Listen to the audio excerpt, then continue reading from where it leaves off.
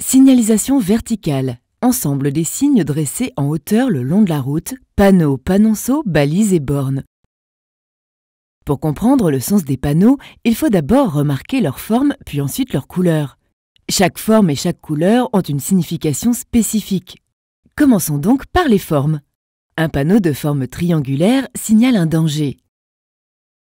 Un panneau de forme ronde signale un ordre, soit une obligation, soit une interdiction. Un panneau de forme carrée signale une indication. Un panneau de forme rectangulaire signale une localisation. Un panneau de forme rectangulaire et en forme de flèche signale une direction. Une fois que vous avez identifié la forme d'un panneau, l'autre élément essentiel que vous devez analyser est sa couleur. Les couleurs ont chacune une signification bien spécifique. Les panneaux de danger peuvent être de deux couleurs différentes. Lorsque le triangle est blanc et bordé de rouge, cela signifie que le danger est permanent tout au long de l'année. S'il est au contraire jaune et bordé de rouge, alors cela signifie que le danger est temporaire. Vous trouverez ce type de panneau, par exemple, lors de travaux temporaires sur les voies. Les panneaux de forme ronde signifient soit une interdiction, soit une obligation, et c'est justement la couleur qui les différencie. Les panneaux blancs bordés de rouge signalent une interdiction. Les panneaux blancs traversés d'un trait noir indiquent, eux, une fin d'interdiction en réponse au premier panneau d'interdiction rencontré. Les panneaux d'obligation sont quant à eux à fond bleu.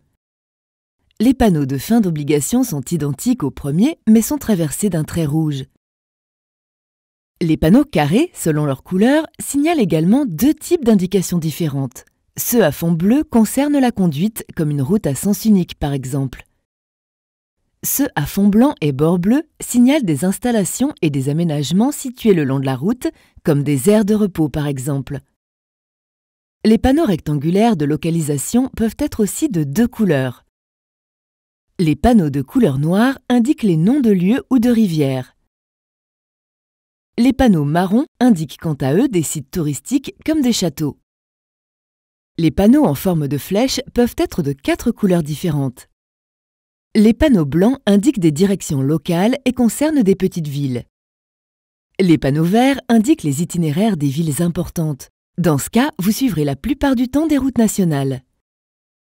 Les panneaux bleus indiquent exclusivement un itinéraire avec des autoroutes.